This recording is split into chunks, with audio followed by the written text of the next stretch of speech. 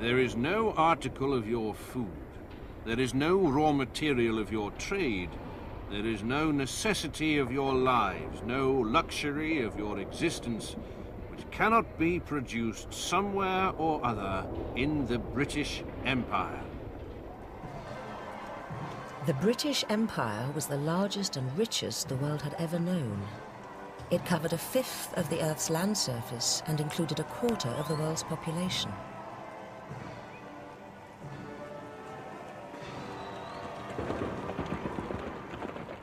The last 20 years of Queen Victoria's reign had been the Empire's hectic, heroic age, when battles were fought, frontiers pushed forward, and millions of colonial acres accumulated to the cheers of the crowd at home.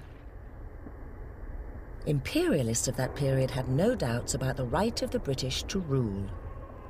We happen to be the best people in the world, with the highest standards of decency and justice, liberty and peace. And the more of the world we inherit, the better it is for humanity. Others saw the Empire as bringing economic benefits.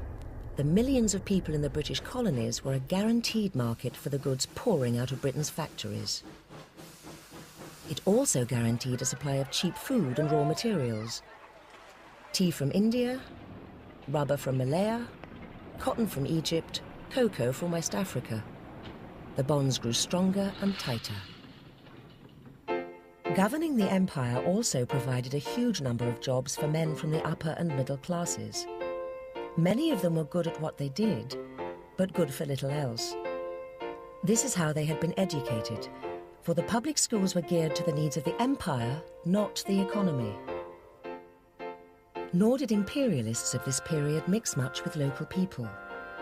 They, the rulers, were heaven-born, and the gulf was enormous. Unlike the colonists of other races, English settlers carry England with them. They keep their own language, marry their own people, hold on to their own lifestyle, and though they may live and die in the land of their adoption, look to the mother country as their home. The jewel in the imperial crown was India. Beginning with the East India Company's trading settlements in the 17th century, British influence had gradually extended over the whole subcontinent, until by 1914, one half of it was ruled directly from Westminster. In theory, India, like other colonial territories, was looked after for the benefit of its people until it was ready for independence. To most British colonials, this day was a very long way off. Unless Indians can govern India wisely and well, in accordance with modern national ideas, they have no more right to India than Hottentots have to the Cape or the blackfellows to Australia.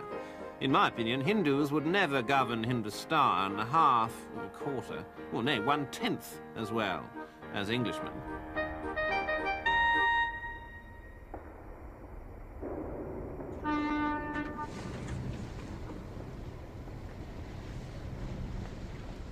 Pride in empire was reaching new heights at the end of the 19th century, but the bubble of enthusiasm was pricked by the Boer War. A small irregular army of Boer farmers inflicted defeats and humiliations on Britain.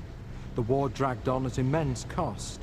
Even when it was won, Britain found herself with a giant empire to defend at ever greater cost. Britain required a huge navy, big enough to beat any combination of powers. She was also committed to a giant naval race with her great rival Germany. By 1910, certainly, Britain was beginning to feel that the empire was a liability as much as an asset. The strains and stresses were certainly beginning to tell.